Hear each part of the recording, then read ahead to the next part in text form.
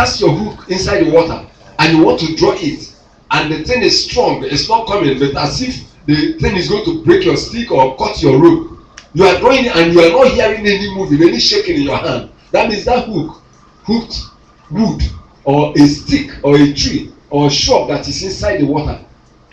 You need to carefully again put your hand with the rope until you find it and remove it.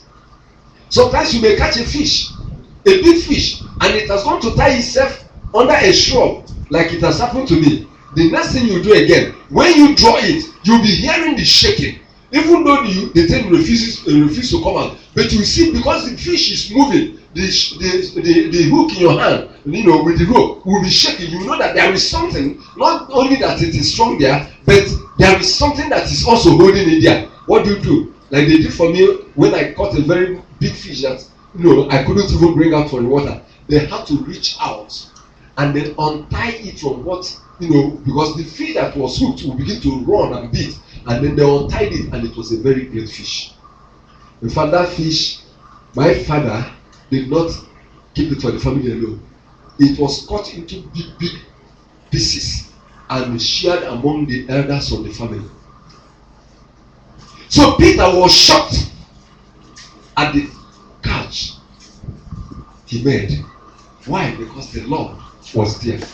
This is a friend that is faithful, a friend that is needed, a friend that you need in times like this, when everything seems to be failing, when things seem not to be working, when business seems not to be working, when business is collapsing, when the economy seems to be telling stories, when people are no more ready to release. You need a friend that will give you a miracle that is in strange time and strange places. Hallelujah. Amen. Peter said, nevertheless, at thy word, I will let down my net. Amen. Amen. Amen. Amen. Nevertheless, at thy word, I will let down my net. And when he did it, and when they had this done, they enclosed a great multitude of fishes, and their nets break. And their net began to break. Because of the great catch, their nets started to cut. Now listen to me. I want to say some things. I don't want to make this a very lengthy message or whatever, because I want to declare the principles the Lord has laid in my heart. And what is this principle? This is the year that the Lord will visit his people to reward them. Amen. And I want you to know that there is no labor, there is no service that has been rendered to the Lord that will not be rewarded. Amen. Listen to me, a lot of people don't understand that there are times and seasons. Why didn't Jesus look at Peter and say, well, to encourage Peter, to encourage you before I preach. Now, go and let your net down in the sea. Then you catch your fish. When Peter catch it, when you catch it, then I know Peter will be happy to give me his boat to use. Listen to me. God will ask you to obey him first before he will bless you. Tell somebody, obey God before the blessing. Obey God before the blessing. That is the condition of God's word. You obey him, then he bless you. Peter had to obey. If Peter did not labor, did not give his boat for Jesus to use, there will be no go launch into the deep.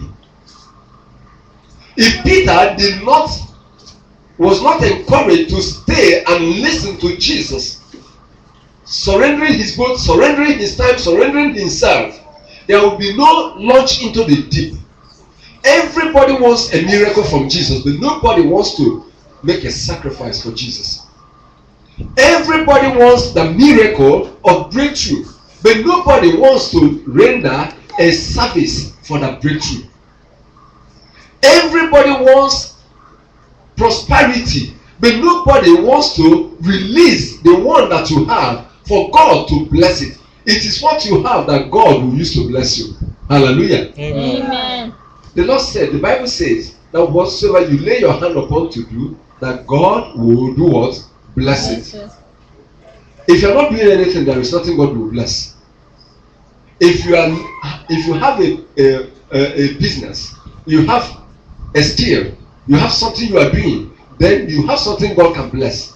But listen to me. Before God will bless you, God will see your commitments. God will see your consecration. God will see your obedience. God will see your willingness to make sacrifices. That was what Peter did. In spite of his condition, Jesus said, please, go into the water and let me use your boat. He obeyed. What this is teaching us is this. As God has prepared to bless his people this year, you must not be idle in the house of the Lord. You must not be idle for the kingdom of God or concerning the kingdom of God. You must understand that everybody that labors harvests the fruit of his labor. Amen. Amen. If you work in an organization, that organization will pay you. If you work in a farm, that farm will pay you. Wherever you work is your labor, is your sweat. They pay you. And if you are not laboring in the house of the Lord and you are expecting God to pay you, I want us to change our mentality, our reasoning. A lot of people are idle in the house of the Lord, but they're expecting God to give them the miracle he gave to Peter. Yes, I believe in miracles. I pray for miracles, but understand that God is not a foolish farmer that will just carry his seed now that there is dry season and then come to the road, a dry ground, and then begin to throw it and begin to spread his seed. That after all, some will terminate 100-fold. No.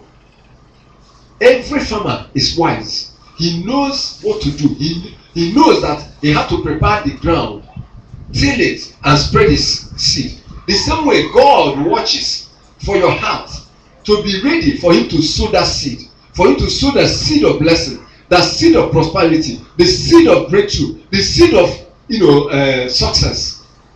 Your heart must be prepared. Your heart must be ready for it. You must desire it. Supposing Peter refused, would Jesus ask him to launch into the sea? No. Jesus will enter another boat or look for another person who has a boat and say, please, can you help me to speak to these people? And if the person agrees, then the miracle goes to him. Now that is what people don't know. Going to work for God is like wasting your time. Going to render service to the Lord is like wasting your time. Going out for evangelism is like wasting your time. Going out to work in the church or participate in the thing to build the church of God and then to serve people is like waste of time. But let me tell you, by the time God is done with what he wanted to do, he turns around and he will say, launch your boat into the sea for a drought. And whether you understand or not, whether you believe it or not, whether you expect it or not, God has spoken and he has spoken. All you need to do is your obedience. And when you obey him, miracles begin to take place. Hallelujah. Amen. I tell people it's good for us to pray. It's good for us to fast. But let me tell you, it is not your fasting that performs it. But it is very important that you fast. It is God that shows mercy. It is God that visits. It is God that looks at you and says, okay, let me bless this my daughter. Let me bless this my son. What is the principle? Understand that the principle is that you must do something. You must locate yourself. You must position yourself. You must walk in obedience for this blessing to come. Peter walked in obedience. Peter obeyed the Lord. Peter waited for the Lord. Peter was patient with the Lord. He did not say, hey, okay, you know, say, I did the vigil. I did vigil in the sea. Praying miracle prayers with the fish, even though I didn't catch any fish.